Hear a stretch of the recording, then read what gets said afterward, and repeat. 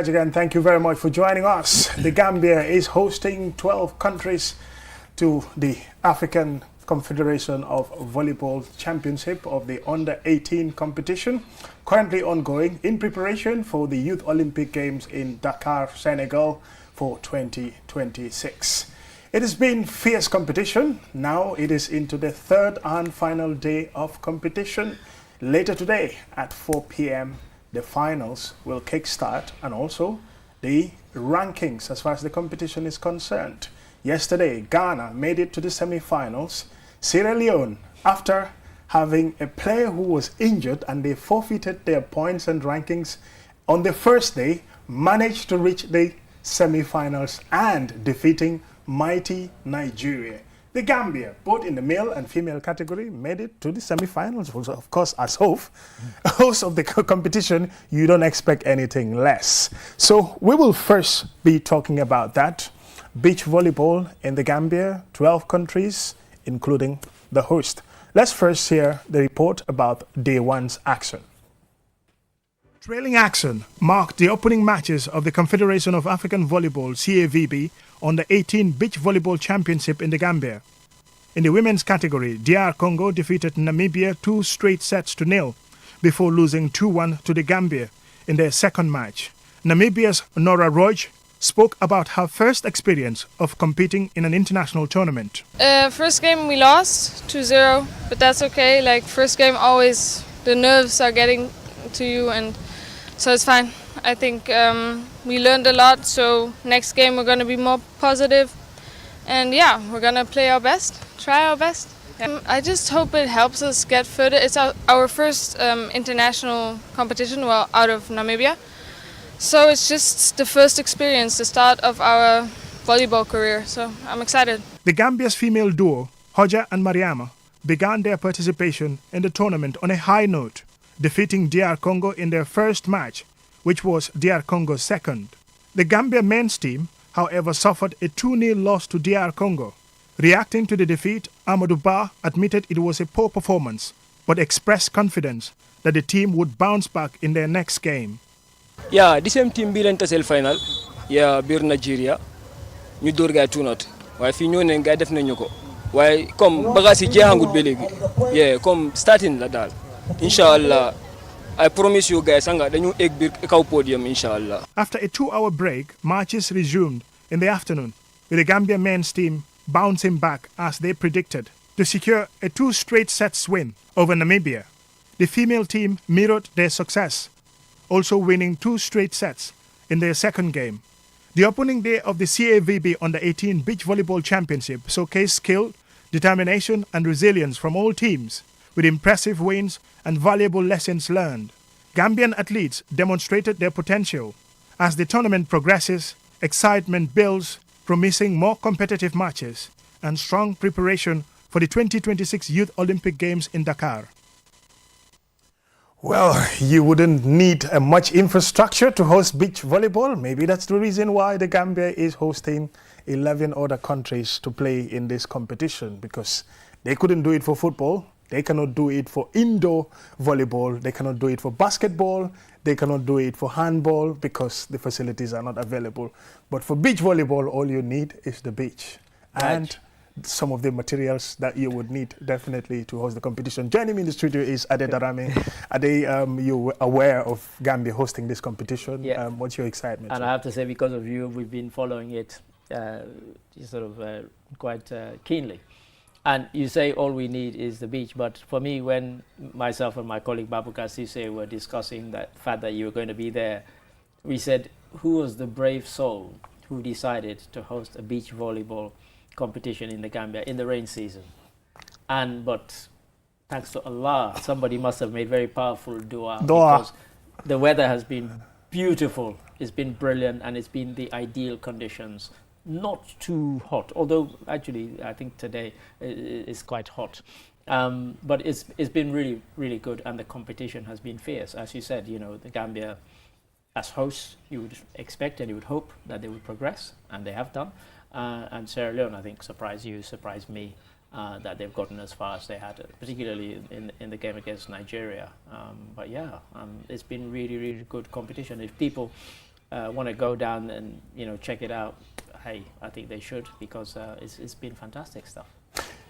For Senegal, they've been winning everything in Africa, in any sports that you can talk about, but not this one. They got knocked out in both the male and the female category. Yeah. But I am impressed. Some countries really came with very young players. You would see pictures of the Ivorian team. Right. They might be 14 and 13. Right, so it's an under 18 an under 18 competition. But they're like under exactly. 15 or under something. Wow. So you ask their coach, he says for them it's about developing the future of volleyball players in their country, rather than coming here and then wanting to win the competition. That's an interesting concept, because what you can get sometimes is if you pitch young players in too early and they're against players who are 1 or 2 years older at this kind of age group competitions, and they lose heavily, that can actually dent their confidence. But the flip side is, if they put up a good showing, then it does the opposite. It boosts their confidence and think, we held our own against players who are a couple of years older than us. We can do this, and then that can be inspirational. So it's a difficult and juggling act to pull off. But yeah, I mean, you would imagine that they've done it because they've weighed up the pros and the cons, and they think, yeah, these people, they might be too young, or they're young enough but good enough, and we'll put them in there. So yes, of course, it's about planning for the future. The other surprising thing about the competition is yesterday in one of the quarterfinals games, it was Morocco who were playing against Namibia. The few Moroccans resident in the Gambia came there with their Moroccan flag. Right. No other country, even host Gambia, like the supporters there, nobody was carrying a Gambian flag. But Morocco came with their flag, and they were supporting their team. After the game, they had a photo shoot session with their players. I mean, that's the kind of thing you can only dream about, really. But I guess for the Gambia, we probably take it for granted it's happening here. If we were going to another country, maybe if Gambian fans were in that country, they would go with a flag. But you're right. I mean, you would expect to see a host country's flag prominently displayed by its fans and its supporters. But such is it, life. But yeah, I mean, so well done to the Moroccans for doing that. Yes. So we're looking forward to the final later today. It's at the Kasumé beach. That's where you have people coming out in their numbers. Some, yes, they're not at the beach basically because they want to watch volleyball, but just somehow accidentally they see something happening. Out of curiosity, they come. Well, for others, basically, they've been supporters of volleyball. They enjoy the sport, and they come and watch. And for Gambian fans, let's turn out to support our team, because that kind of support can actually carry them over the line to, get the win, as you say, youth games in Dakar. That is the prize. So it's a big prize to aim for. Absolutely. And now to football. We're going to talk about FIFA World Cup qualifiers, which is for the 2026 edition, Group F to be precise, where the Gambia rubbed shoulders with Kenya in Nairobi. And guess what the score was? 3-1 for the Gambia. Is it a surprising score? Let's get the match report, and you would hear a familiar voice in this match report. There was no shortage of optimism in the Kenyan camp ahead of today's home fixture Group F clash, as can be heard from head coach Benny McCarthy and his captain Michael Olum. The intentions is really to give it everything we have. Like I said, it is a kind of impossible task at the moment when you look at how far ahead the front Wolfpack are. But for us, it's just about every match at a time and doing the best that we possibly can to try and collect maximum points. I believe we have assembled a good squad that is capable of taking maximum points, so that's our objective for tomorrow. Although the Gambia were playing away from home, they were pleased to get some support from home fans. And in a display of sportsmanship rarely seen at this level, Kenyan hotel staff sent the Gambian visitors off with warmth and cheer, even as they headed to face their own national team. But just 12 minutes in, that hospitality had been answered with cold precision. Sadie Sinyan's flick from Yankuba Minte's delivery following the Gambia's first corner opened the floodgates. Minte turned from provider to goal scorer as he doubled his side's lead on 25 minutes, finishing a blistering counter started by Musa Barrow, guiding the ball past Odiambo in the Kenyan goal. The home fans were stunned. Kenyan fans went from being stunned to being in shock as Musa Barrow emulated Minte, going from provider to goal scorer to silence the crowd in the 38th minute as he steered home Gambia's third, which was how it stayed up till the half-time whistle. As was expected, the Kenyans came out for the second half with great determination and put Gambia on the defensive. It was therefore no surprise when Rogers Ogam pulled one back late on for Kenya with a finely taken goal in the 81st minute. However, they could not add to their tally, and the match ended with Gambia winning 3-1. The result lifts the Gambia to 7 points, one above Kenya, while Gabon and Côte d'Ivoire remained firmly in control of the group with 3 games to play.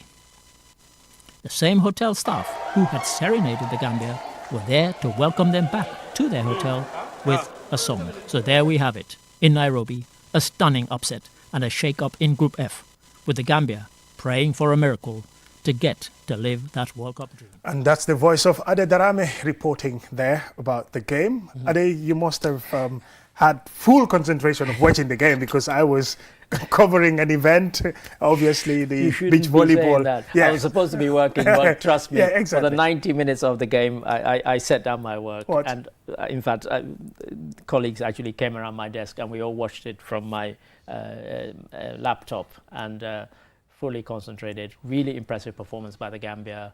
And, you know, I said in my report, stunning upset. Not really when you look at the teams and the strength of the teams.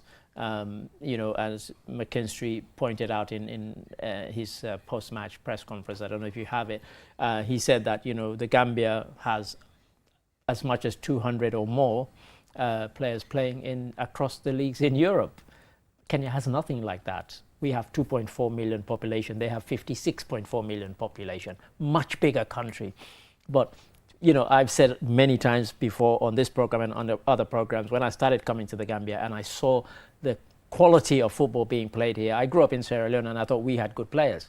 But I'd go and watch some Naweta and I'd see really, really skillful players. I'm like, why aren't these guys playing in a higher level? So Gambia has been producing, and of course now the fruits of that kind of production line have come to bear in the sense that, you know, we could go to Kenya, packed stadium, expectant fans because their team had done, you know, quite well in the Chan competition, and you know there was Chan players in the squad. Benny McCarthy, of course, fantastic South African player in his day, now coaches them, and they were hopeful. I mean, they were really hopeful and they were buoyant, and you could see, and of course the way the game started, you know, first 5-10 minutes it was all them, you know, and you think, hang on a minute, but you know, once Gambia kind of took control of the game just went away from Kenya, really.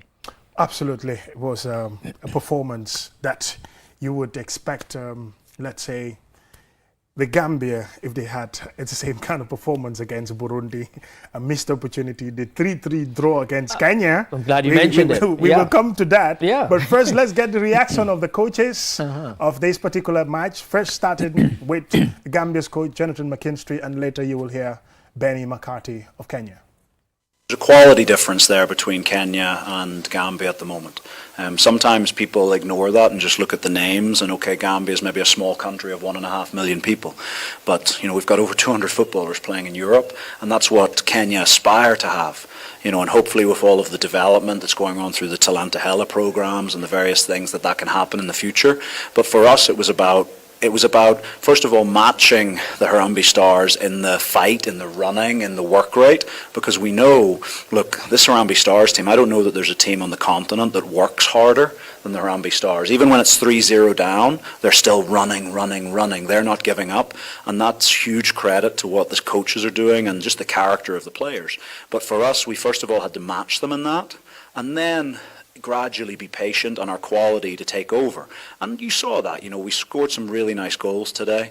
In the second half, look, it was probably harder than it needed to be at 3-0 at half time, but we knew Kenya would come out hard against us. We were disappointed to concede the goal. Obviously, we were waiting to make that substitution on the side to swap out the winger. Yankuba was, fatiguing a little bit, and yeah, look, 3-1, we're really pleased. To come away anywhere in Africa is incredibly hard to win and pick up points, and especially when you have a capacity crowd like today. So I think, look, it's a new team. If you look at the Gambia players who were in the lineup 18 months ago, 2 years ago, when they were at the AFCON, there's only maybe 2 or 3 of them still in the starting 11. There's a lot of young guys who were at the U20 World Cup a couple of years ago, and so they're maturing as a team, and that's what we said at halftime. We said, what type of team do we want to be? Do we want to be a team that can see out a strong position? And we showed that, so we're pleased. There's more to work on, but we're pleased. Not the result we all hoped for at the end of 90 minutes. What didn't work out for the team today? Yeah, no, of course, listen. Learning experience for our boys today. Not what we expected, not what we wanted.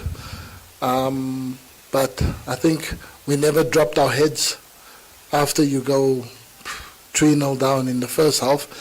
We kept fighting, we kept playing, but at this level, when you play and you make the mistakes that you make, that we did, you get punished. And when you have a Gambia squad where every outfield player and the bench that they have plays in Europe, it shows the level, the quality that they have. And we will have to learn if we want to find ourselves or see ourselves on that level, that at this stage, when you make the mistakes that we did, first goal, instead of trying to dribble out the back, you lose the ball, and then they get a corner, and from the corner, people just not picking up their men and allowing players to get free headers inside the box. Yeah, of course, the players that they have, they play in Europe, so they know about the levels here. So when you get the opportunities that they got, they take them. And for us, you go 1-0 down, and then again trying to play through the lines, and then just where the simple pass was to play outside and they intercept, and boom, you get yourself again 1 against 1. And Minte, he plays in the best league in the world, and you leave him 1 against 1. There's only one outcome going to be, and then 2-0 down, and then 3-0 down.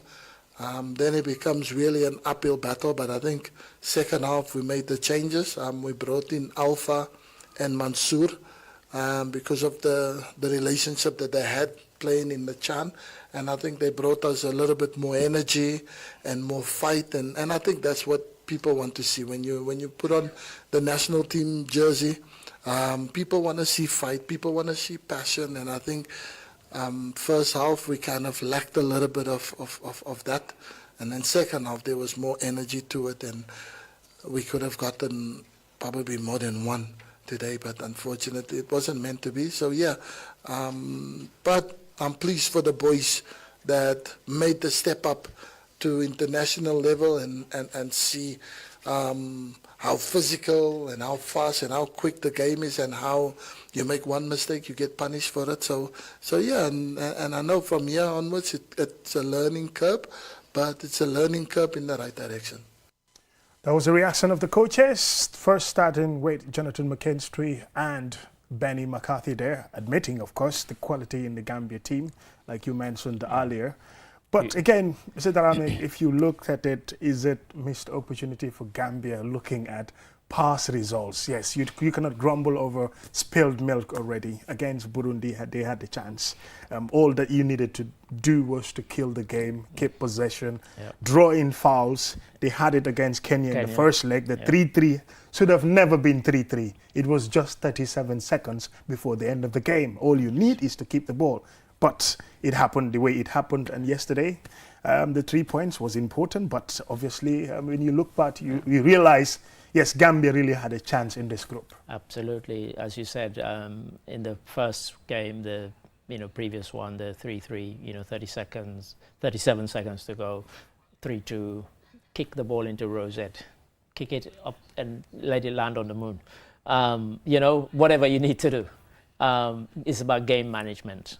And that was missing. And so when you see a performance like we did yesterday, you then rue those missed opportunities to kill off games. And, as Benny McCarthy said there, their heads didn't drop. One of the reasons their head didn't drop was that the fans stayed with them in the stadium. It was a packed stadium. And when they came out for the second half, the fans roared them on, and you could almost feel that going through the players. And so they came out with a much greater determination. But yes, answer your question, missed opportunity in the previous games where we dropped points, where we should have gotten all three. But it's now made it a very, very difficult task. I ended my report there saying, we're expecting a miracle because. To get to, at best, second place, you need teams to lose their games, the teams ahead of us. Which is almost certainly unlikely because they're going to play each other. They're playing each other, so they might get a draw or pick up points. And so it's not, so, unless somebody gets disqualified. I remember years ago, 2-3 World Cups ago, when Cabo Verde thought they'd qualified and they got disqualified for playing an ineligible player. But, you don't want that sort of thing to happen because particularly, for example, a small country like Cabo Verde would have been their first time going to the World Cup. So, Gambia, yes, rude missed opportunities, but the upside of it is a young squad, mainly fresh blood infused into the team, and the future is bright. We're getting more and more players playing at the highest level. Soon, it'll be Premier League, La Liga, Bundesliga, and so on. And of course, Saudi League, which is coming up, Turkish League, and so on. And so that's where we are, is where Kenya aspires to be now. But I think they'll be biting their fingers at the missed opportunities because really we could have been maybe second in the group had we taken those chances. Absolutely, without a doubt. So, So if you look at the group now, it's Gabon to take it all and also Côte d'Ivoire. Yeah. So Gabon, obviously 16 points, and then, you have Côte d'Ivoire closely following, and it's like going to be a two-horse race the way it is going. It is, and so, if the best that you can hope for is, second, of course there are opportunities for third place teams as well to kind of go into like the best amongst all of them. So that realistically is what we probably have to, because those two will probably be first and second. Let's be realistic. But it's only one team that qualifies. That's what I'm saying. Exactly. Yes. That's what I'm saying. So one team qualifies as of right. Right. Yes. And then the second team, of course, go into possible playoff, and then the best third place team. So there's still opportunities. But football miracles have happened, and they can happen again. You never know. But the best that the Gambia can do is keep this momentum, win the next game, which is on Tuesday against Burundi in the same stadium, because of course ours is still not, so it's a home match, but it's going to be played in the same stadium in Nairobi. So that's something to look forward to, and hopefully even though Burundi are their near neighbors, we hope the Kenyans will come out and support the Gambia in the way that we saw the hotel staff at Gambia's hotel. That was quite beautiful. That was beautiful before and after the game. So before the game, you would have thought, okay, there's a point, but we beat your team, and yet you still serenaded us when we came back to the hotel. That was beautiful to watch, and it shows you how football sometimes can inspire that sort of thing. It was lovely to watch. But for the Gambia, I think optimism has to be the key word. I see reactions of some Gambians saying this result is complete rubbish, it's not important. But even in terms of your ranking, if you win match points, the next FIFA ranking, obviously Gambia is going to move up at least a place up. Yeah. So this helps your rankings. It helps boost the morale of your players, their confidence level, and gets them prepared for upcoming competitions or so. Maybe. And it shows you that, as you rightly say, for the next competition, it shows that you are building a team, you're building a squad. Ask those people how they would have felt if Gambia had lost. They would have been down, their weekend would have been spoiled, as yours and mine would have been. Absolutely. So, yeah, I don't accept that, you know. And it was a great performance, really good performance, away from home, in front of, it wasn't a hostile crowd necessarily, but they were vociferous, really cheering on the Harambee Stars. And we went there and just took the game away from them in the first half, you know. And second half, they tried to get back on terms, but, you know, 81st minute, they got their only goal. It was too late, you know, too little, too late, and Gambia were deserved winners. There was no fluke about it. The performance was good. I mean, there was one point when the match, from where I was watching, the commentator was admiring how organized the Gambian back four were in almost in a line. You could draw a line to play people offside. They would all come out as one, and the Kenyan player would find himself offside time and time again. Yes, I saw that many times. You know, so that was good. So it shows good discipline as well as good skill, of course, that we expect to see. And of course, the way that Yankuba took his goal, just flicking it around the keeper, as Benny McCarthy said, one-on-one with the keeper. Somebody like Yankuba Minte, and the form he's in the form of his life. There's only going to be one winner, and of course that was what it proved to be. Fantastic performance by the Gambia. So no, the naysayers, they need to kind of get a reality check. We messed up in dropping points that we should not have dropped, but this is a kind of onwards and upwards, and it's for the future. Absolutely, no doubt about that. Now let's hear from the players. Some of them reacted to the match, well, positively of course, because they won. You'll hear from Yankuba Minte, you will hear from Musa Barrow, and also Captain Omar Colley.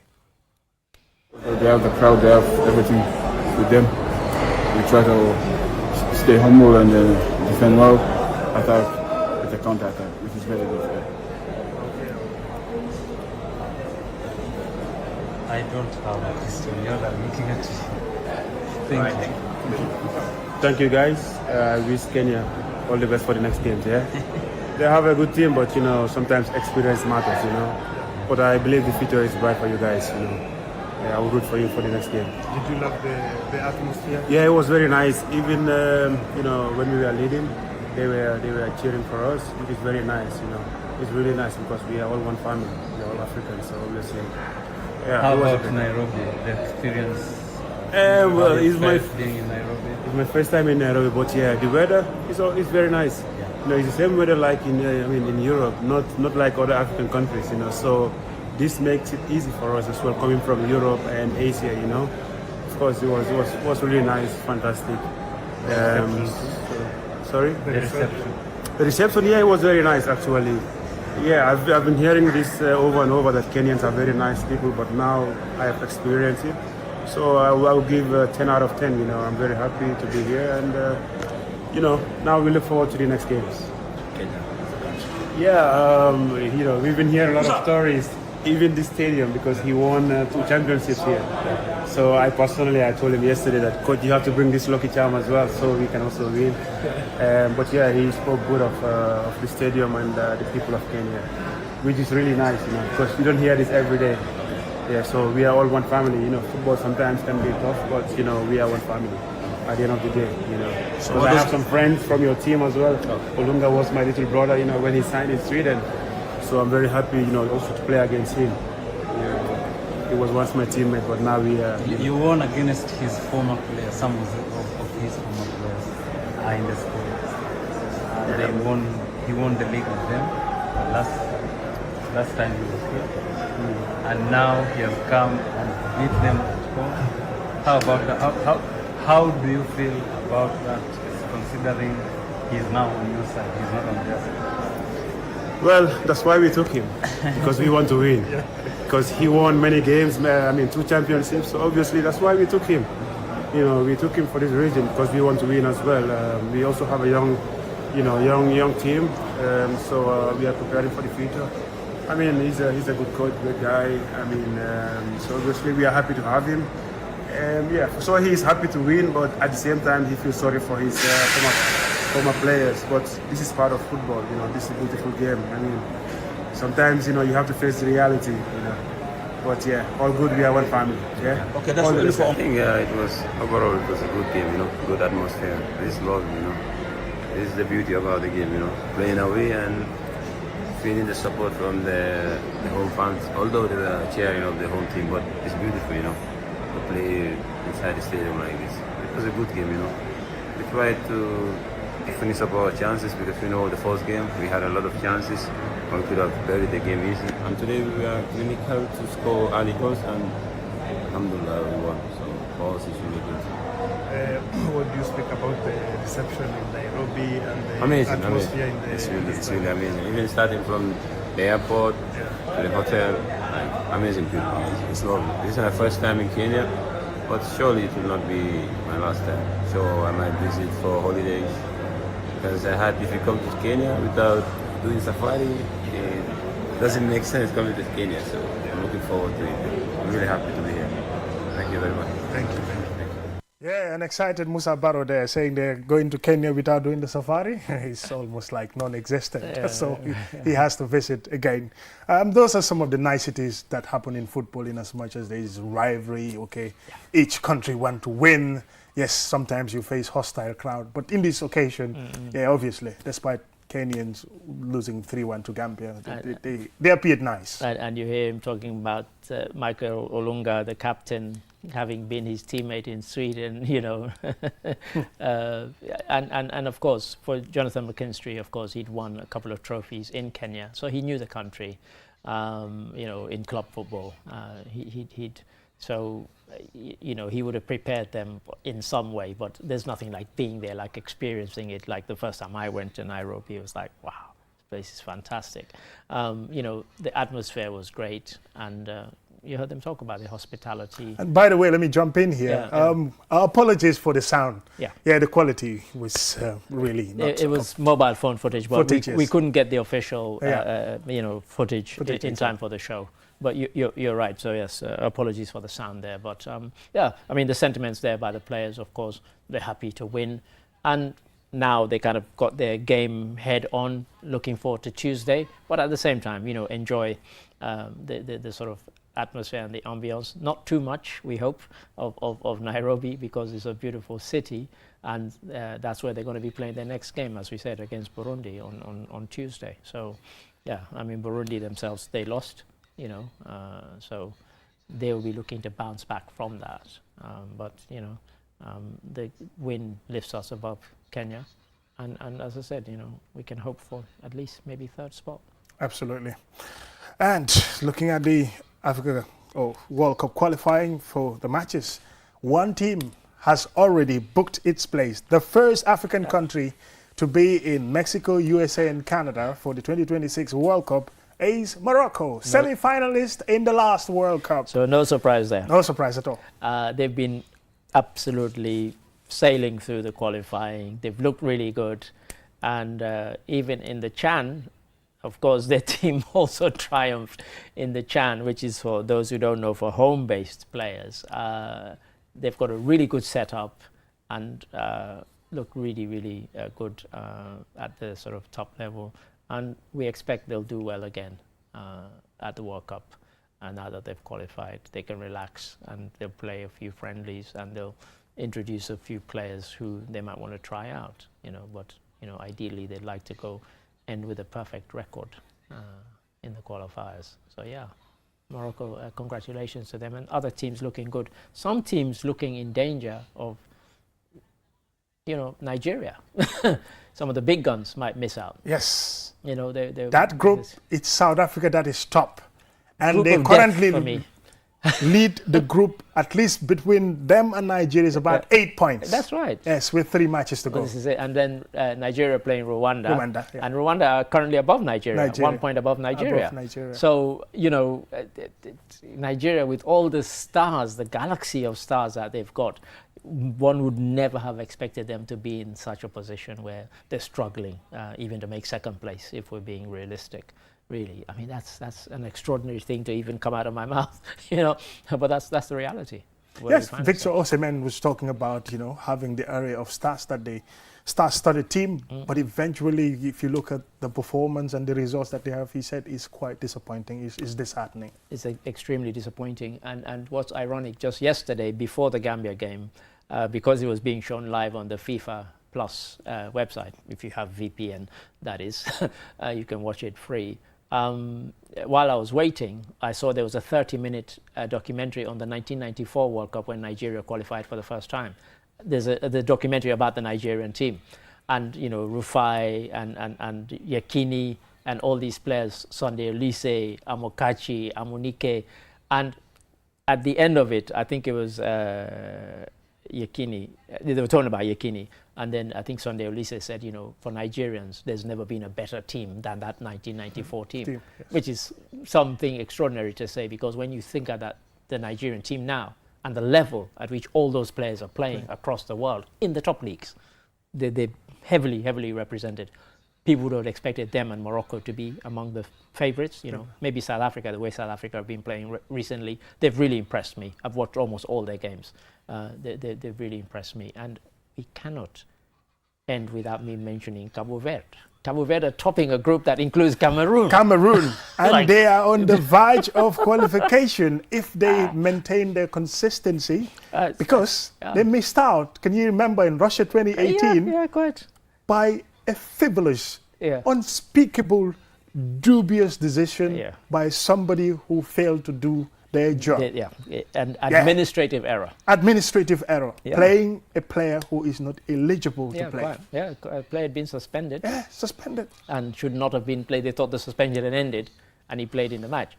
And they ended up not going to Russia, as you rightly say. But now, for them, and the reason I wanted to mention them is that, of course, 3 weeks ago, they had the terrible hurricane which devastated São Vicente, which is my island, as I always refer to it as. And it's been so serious that Cabo Verde is in danger of losing its malaria-free status because of the kind of return of malaria to that island because of the devastation. Buildings, cars, over 20 cars ended up in the local bay, with the deluge of water. Buildings destroyed, about 12 people dead, So for them, this football match and winning the recent has really lifted their spirits. And of course, for them to qualify would be unbelievable. Imagine a country of 580,000 people. It's extraordinary. It would be a roller coaster story if they eventually make it to the World Cup. Absolutely. One team, of course, is in just little trouble, but it depends if they play against DR Congo on Tuesday. Senegal, of all people, are not topping their group. I'm glad you mentioned it. Yes, they're second behind DR Congo by a point, but they're playing each other. That's right. I mean, Senegal had, easy game, yesterday. Against Sudan. 2-0. Yeah, 2-0. But, the first kind of 20 minutes, it looked like a bit of a struggle.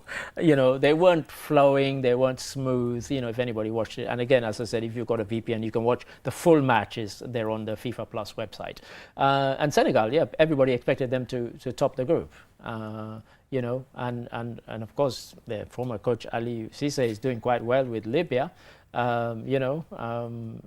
would have been watching their results very, very keenly. But everybody expected, again, they're like Nigeria. You look at the team and you look at the galaxy of stars in the team. Top players. Everybody would have thought, they'll not only, win this group, but they'll win it by a big margin, possibly. And yet, there's no guarantee that, as you rightly say, only the top teams at the end of the qualifying are guaranteed automatic qualification for the World Cup. Yeah.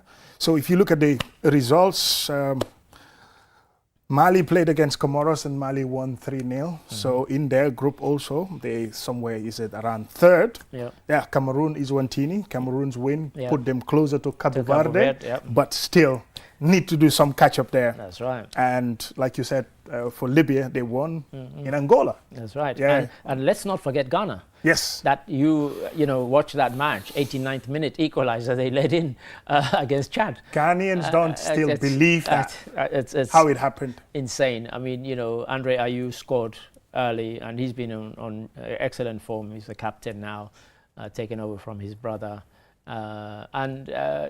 It's ridiculous. I mean, Ghana, really good team. Again, an array of stars playing at the top level. That was the first point for Chad in the group. I know.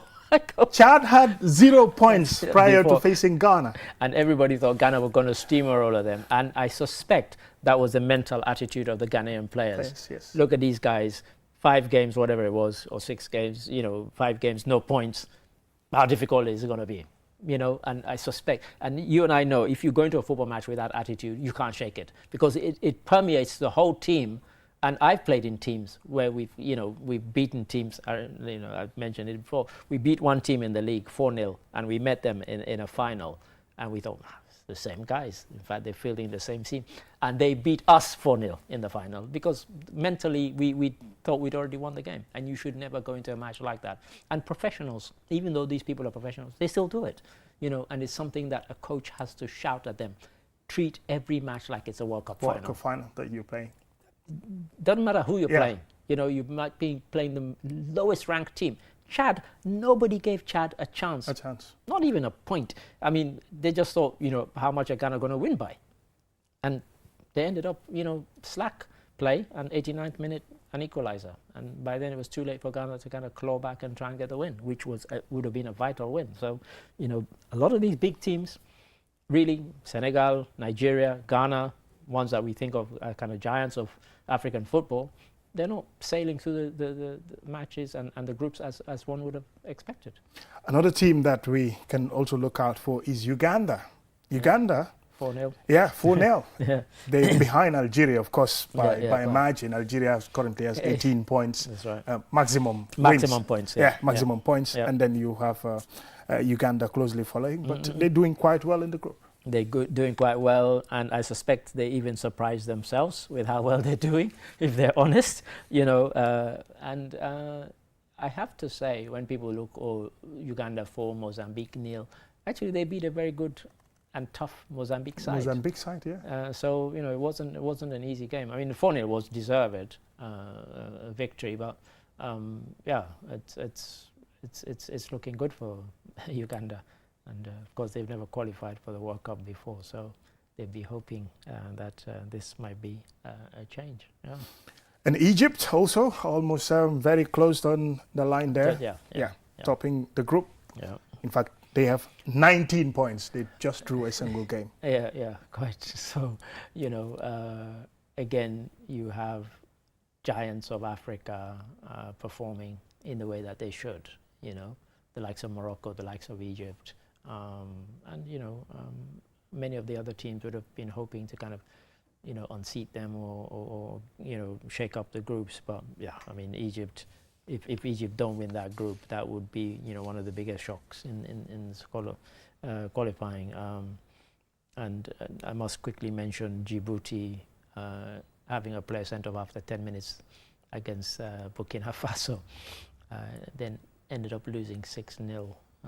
No wonder they are at the bottom of the group. Yeah, with just a single point. Well, that's right. So that's Egypt's group, but the 6-0 for Burkina Faso, of course, strengthens their kind of their second place position. So so that was important in that particular group. But we would all expect Egypt to win it. But I said earlier in the program that one of the teams that I've seen throughout the competition that's really impressed me recently over the last 2 years has been South Africa. I've been really impressed with their South Africa have been fantastic. Both they attacking, defending, and then just the in fact, some statistics show they've not lose a game in 21 consecutive matches. Is that right? Yes. I certainly wasn't aware of that. It's really been like a I said, rollercoaster last couple for of South years Africa. they've looked really impressive. And it would be great if they qualified, and made it through to the World Cup, because right now they look like they've got a really good squad. Even when they played one game with 3 senior players injured, they still managed to win. So that shows you the strength of depth in the squad. So Sierra Leone in Egypt's group, they started off quite well, but now they find themselves way below the top two teams. Guinea-Bissau, they played, and it was 1-1. A great header by Kai Kamara, who is 38, 39. Still playing, still scoring, and still playing in the States. Yeah, you know, Mohamed Kalon, Sierra Leonean legend, is now the coach. But yeah, I mean, the team had started this qualifying campaign quite poorly. They're now kind of picking up. But in that game against Bissau, they were hoping they'd cling on and get the win. But it was not to be. And I have to say, much as I would have wanted Sierra Leone to win, I think Guinea-Bissau played well enough to at least get a draw. They played really well, and you know, the crowd was roaring them on, and yeah, a deserved draw. But as I said, sadly, you know, Sierra Leone's hopes of advancing, that was definitely a case of 2 points dropped. Yeah. And for Côte d'Ivoire, still within a chance. Yeah. In fact, by virtue of winning, they topped the group so far, until Gabon plays. That's right. Yeah. They topped the group, and of course they beat our next opponents, Burundi. It was a slim victory, but again, a deserved victory. But I think deep down they would have expected to have scored more against Burundi. You know, but for us, we hope Burundi come into the match on Tuesday with their heads down. You know, yeah. So, sort of a revenge to get them on the. Well, it would be good to beat them. Yeah, absolutely. And in South Africa's group, you got Benin behind them. Again, looking good. I mean, you know, when I heard, you know, that Africa was going to be getting all these extra places, I was, you know, for me, World Cup should be not just about the taking part. You should go there and you should fight. You should put up a good fight against teams from Europe, South America, Asia, whatever. But now when I've looked at some of the groups, you look at teams like South Africa, Morocco, Egypt, Côte d'Ivoire, they've looked really good. And of course, you know, Senegal might be struggling, but, you know, famously became first African team to beat England. And you and I know England don't take friendlies as practice games. Yes. You know, England are playing a friendly, it's a sold-out match every time. So, you know, they take those games seriously. And we saw the reaction in the press. You know, the players were despondent, the press lambasted them. So it shows, this current one shows the strength of African football. And for me, you know, that's the hope. And so when you and I look at the kind of total picture of African football, I think we've seen really good quality. You know, and especially looking back at the Morocco performance in the last World Cup in Qatar. Yeah, one would say, you know what, Africa can just step a little bit, and then, you know, that extra step. And you know, for the Gambian fans, as you and I are saying, that, you know, this team World Cup qualification might be beyond us, but AFCON and others, it's real hope for those competitions. And I have to say this, if we fail to qualify, teams that do qualify, that come from Europe and other places, South America, and have African teams in their group, they will want to play friendlies against the Gambia, because they'll know that this is a really good team. So, you know, that's again another thing. And they're not going to pick Kenya, with all due respect, as the, you know, because first of all, they probably won't get the crowd, but they'll be excited by the fact you have a Gambian team where you have players who play in these big leagues anyway. So fans in those countries, in England, in Spain, in Italy, Portugal, they say, you know, so-and-so, you know, Yankuma Minte, Brighton, Hove Albion, Gambia coming to play, I'll go and watch, you know, so those things. But yeah, so there are all sorts of pluses from things, and you use the perfect phrase, no use crying over spilled milk. We have to look forward, and it's a case of onwards and upwards. Use this performance as the springboard for the future. Fresh legs, new players, exciting new players, and yeah, a mixture of the kind of the old and the new.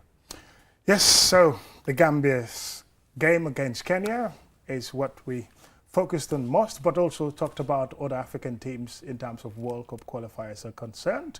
We're looking forward to the games on Tuesday and other games as well. Let's see how would countries like Senegal would fare, and the Gambia against Burundi. Is it going to be a revenge game? Well, is it going to be Burundi stepping up because they just lost to Cote d'Ivoire by 1-0? So we look forward to that performance, and it's been great to have you again, Adedarame. A pleasure as always. As you can see, I even look sportingly dressed. Thank you very by trainers. Join us next week at the same time and have a lovely day. Bye.